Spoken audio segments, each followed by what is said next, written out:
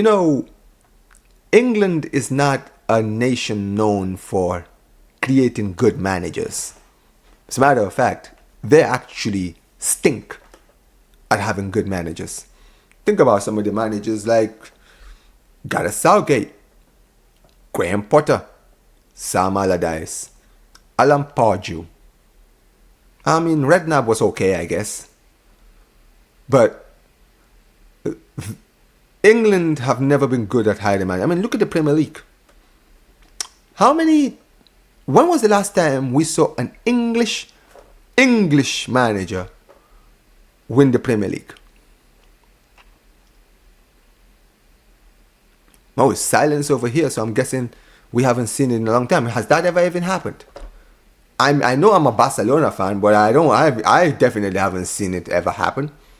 However, there is one manager who is breaking the mold. And quite frankly, it is time for people to start putting some respect in this man's name. Because this man, he is a top manager. Whether you like him or not, what this man has been able to accomplish in the few years that he's been at the club that he is in now, to take a club that was a relegation fighting club, to taking them into the Champions League, taking them to 2 cup finals, and now of all moments, making this great club who haven't won a major trophy for over 56 years, finally give these fans a moment of celebration that they will never forget in their lives. It is time, ladies and gentlemen, to put some respect on Eddie Howe's name. Eddie Howe is the norm. He is the one that has broken the norm when it comes to English managers. This man has had a lot of criticism come his way as Newcastle manager, particularly this season. However, people I feel like don't really understand or grasp what this man has been able to accomplish with this club. Yes, Newcastle United are a club who are owned by very rich owners. Absolutely. However, we haven't yet seen this club of powerful rich owners go out and actually splash the cash like how City were splashing the cash back in the day. Yes, they've signed a lot of good players, namely Isaac, Guimaraes, right? What's his name? Botman. They've signed a lot of good players. You've got Gordon, Barnes, a lot of good players in that Newcastle team. But that team, regardless of how many good talents they have, nobody expects that team to be as competitive as they've been as of recent. And I want you guys to really understand this man, Eddie Howe's miracles. Because this man was already creating miracles before he even was manager of Newcastle. This man took Bournemouth, a club that today, 10 years ago, this club made their return to the Premier League for how many years? In my lifetime, I never saw Bournemouth in the league until I saw them in 2015. And in 2015, they had a young manager in Eddie Howe who ended up not only keeping them in the league, but making them league regulars until eventually, yes, they did get relegated. But the good news is, when they got relegated, they came back up ASAP. And yes, he left the job, but for keeping the team, keeping them in the league for as long as he did, he deserved all of the respect. And clearly there was a lot of clubs that still rated him.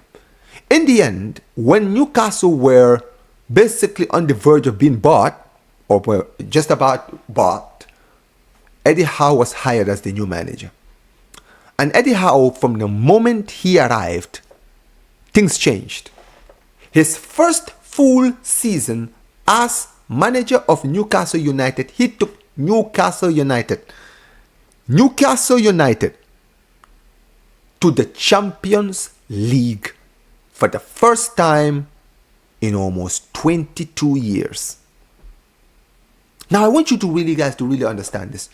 Newcastle United, nobody predicted Newcastle United to even be near the top 4 places. But they guaranteed top 4 last season. And they were in the Champions League. And not only were they in the Champions League, and yes, the stats will tell you that Newcastle United finished bottom of their table, but they were put in a table with Dortmund, PSG, and AC Milan. And in the end, despite the fact that on paper it stated that Newcastle United shouldn't have had a chance, they had a chance of qualifying till the last day of the rounds. Day 6. They had a notable performance against PSG. Absolutely battered them pillar to post at the St. James's Park. And not only did they beat them in their home stadium, they nearly beat them at the Parc des Princes. We should never forget that. And they were a very, very good team. And you know what? It was unfortunate that in the end they didn't make it out of the group and they finished bottom. But there was a lot of positivity when it came to the club, because in that season that they finished top 4, not only did they finish top 4, they made it to their first cup final in about 20 years.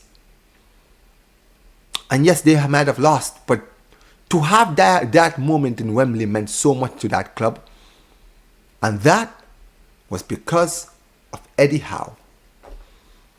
And this season, ladies and gentlemen, Newcastle United find themselves challenging once again for the top 4 places. Once again. And they could potentially get it with everything that is happening in the league right now. They're one of the few teams that are actually in very consistent good form. But yesterday we witnessed this great club. They have a great big fan base. I won't call them a big club. I'll say they have a big fan base, a very loyal fan base, Newcastle fans. That great club ended up doing the impossible by beating the future champions of England at Wembley to win their first trophy in 56 years. The last time this club won a major trophy was in 1969, ladies and gentlemen. And why did this happen? On the front of that was Eddie Howe. There's a lot of people who don't give this man enough respect. But I think it is time for people to start putting some respect in Eddie Howe's name. This man is the best English manager I have ever seen in my life. I'm almost 30. I'm being serious. The best manager I saw before him was Harry Redknapp. Like I mentioned, England are suck in creating good managers. But he is, without a doubt, for me, the best that I've seen. What he's been able to do with Newcastle in the short time that he's been there. Because let's not forget, this man has only been there for what, 3 years? 3.5 years? And he's taken them to a Champions League, to 2 cup finals and a Champions League place. And could potentially finish top 4 this season and take them to Champions League next season. This man is an absolute amazing manager.